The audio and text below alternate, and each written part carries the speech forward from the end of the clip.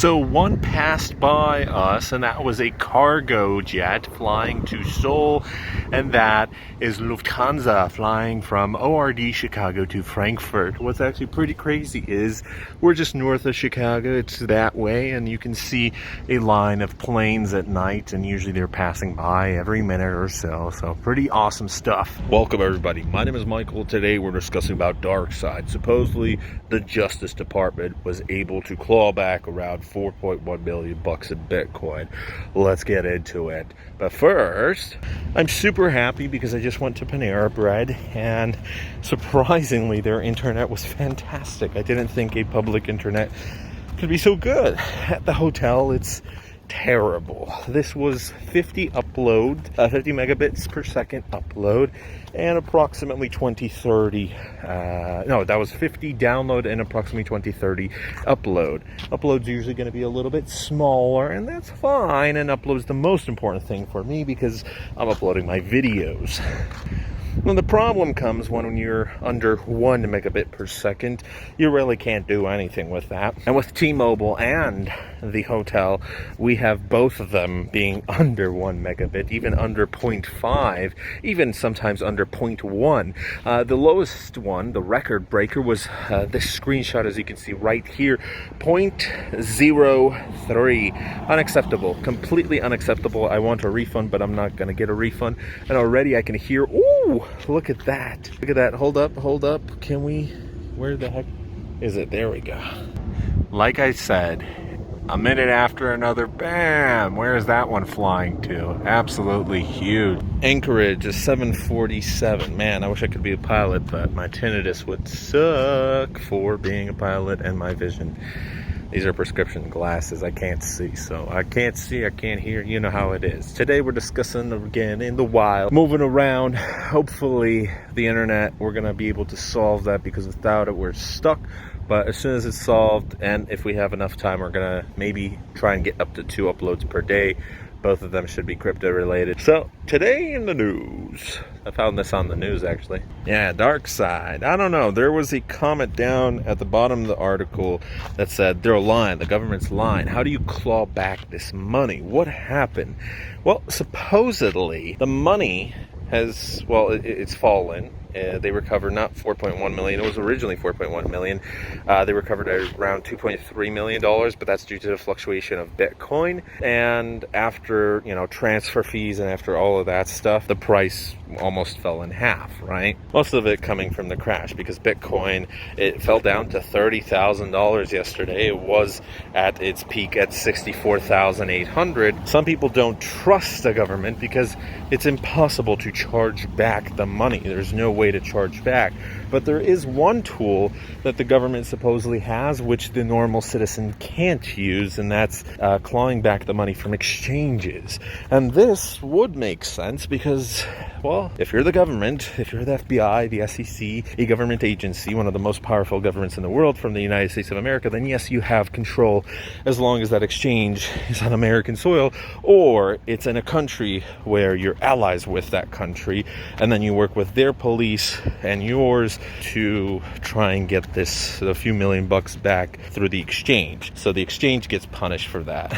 You can't charge back the Bitcoin, but you can force an exchange, and you can force another country's police to get on it through intimidation. Not blackmail, through intimidation.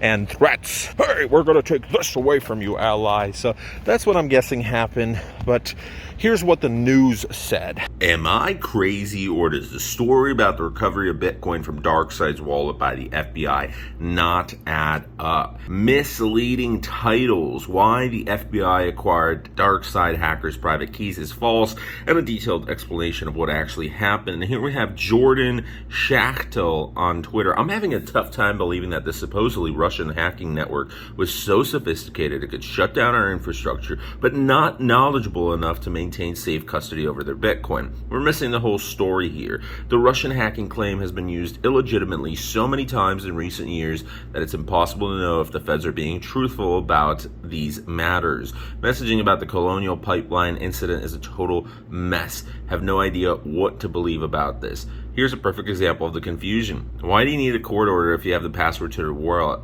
The reverse is also true. If the Bitcoin was transferred to a custodial wallet, you don't need the password. And here's Jeff Bennett saying, the federal government says it seized by court order 2.3 million of the ransom paid by Colonial Pipeline. The FBI had the password to the hacker's Bitcoin account, supposedly. Today, we turn the tables on DarkSide, said the Deputy Attorney General. Here's a claim from the DOJ statement. How did the FBI obtain the alleged hacker's private keys? As alleged in the supporting affidavit, by reviewing the Bitcoin public ledger, law enforcement was able to track multiple transfers of Bitcoin and identified that approximately 63.7 Bitcoins representing the proceeds of the victim's ransom payment have been transferred to a specific address for which the FBI has the private key or the rough equivalent of a password needed to access assets accessible from the specific Bitcoin address. This Bitcoin represents proceeds traceable to a computer intrusion and property involved in money laundering and may be seized pursuant to criminal and civil forfeiture status. More info from the wallet here. So looks like I was right. The FBI did not obtain the private keys. Instead, they took legal action against an exchange or some kind of custodial wallet that has servers in Northern California. Probably Coinbase, but there's also a bunch of others. You know, it's one of the larger exchanges. These hackers were grossly incompetent. What does it mean for the Justice Department to hack a Bitcoin wallet? The U.S. Department of Justice has officially taken credit. You got so many of these posts that people just have no idea what's going on. And I, too, think there's something sketchy. If a group is so sophisticated, then how did they lose their Bitcoin? Well, digging deeper on the misleading titles, we've got a lot of great comments, and there's certain people who are saying that it's not the actual group, but someone who is an associate of the group, or someone who hired the work out, and the group got their Bitcoin. They were paid, everything's fine. Their Bitcoin is untouched. DarkSide, whatever, they got their money. Whoever paid DarkSide took their Bitcoins, put them on Coinbase or whatever exchange they had, and then bam, the Department of Justice got a warrant. Hey, let's seize whatever your Bitcoins are on whichever exchange you're using. The exchange was like, all right, here we go, the U.S. government. I am following all of your orders to the law. That's alrighty. And the dude lost all of his money. One of the top comments is, DarkSide apologizing even after knowing that the code that they're providing is going to be used in criminal activity. Pretty ironic. Isn't there a glaring hole in this theory? Where's the transaction from the ransom wallet to a centralized exchange? There's no way they took the ransom directly to a centralized wallet and a centralized exchange let them transfer out 15%. It's also pretty clear these are new wallets holding the Bitcoin, not centralized exchange wallets. The FBI affidavit you linked to makes no mention of a centralized exchange. It says they have the private key to the account with the 63 Bitcoin. I'm tired of all these posts saying, this is what really happened, the media is lying, and you have nothing more than a theory. It's possible the FBI has a private key because the ransomer used some honeypot to generate it, or they stored it on a server somewhere. We really just don't know at this point. It looks pretty clear that a centralized exchange was not involved, though.